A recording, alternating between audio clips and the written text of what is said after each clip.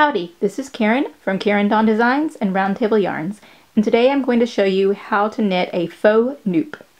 So basically a nupp is a type of stitch that allows you to get a little bit of texture in your knitting. So there's this almost kind of like a mini bauble type of effect. And traditionally what you do with the nupp is that on one side, the right side of the work, you increase into one stitch until you get 5, 7, sometimes even more stitches.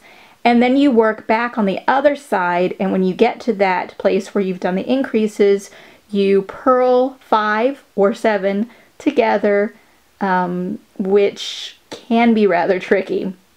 And I have worked a shawl where I did nupps with 5 stitches, and it was definitely quite a chore to get those 5 stitches purled together.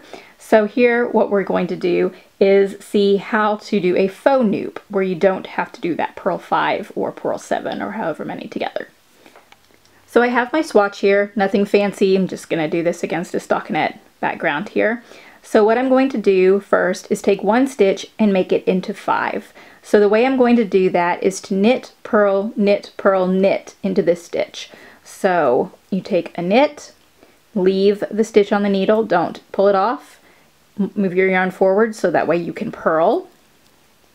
Again, leave the stitch on the needle, yarn to the back so you can knit.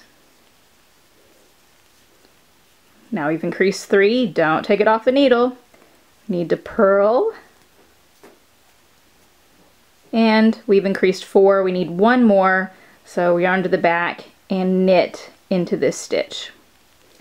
And now that we've increased 5, you can take that stitch off the needle. And so now you've got 5 stitches that you created from that one stitch.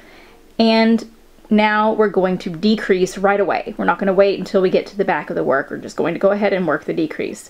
So how you do that is you use this first stitch, and it's going to be the stitch that stays on the needle.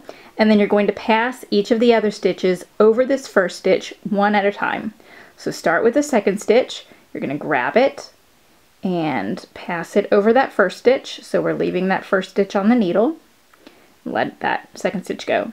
Then you're going to take what was the third stitch, which is technically now the second stitch, and you're going to pass it over that first stitch.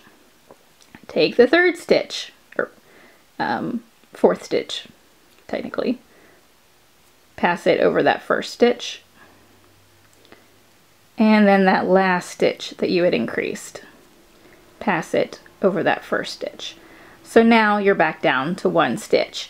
And sometimes you might have to poke this through a little bit, but you can see that you've created a little bauble of yarn right there.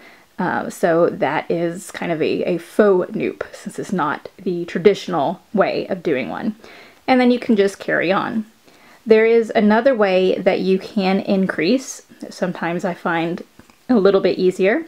Instead of doing knit, purl, knit, purl, knit, you can knit into the front, then the back, then the front, then the back, then the front of the stitch. So let me show you how to do that one. So again, we're going to take this one stitch and we're going to increase it so it's 5 stitches.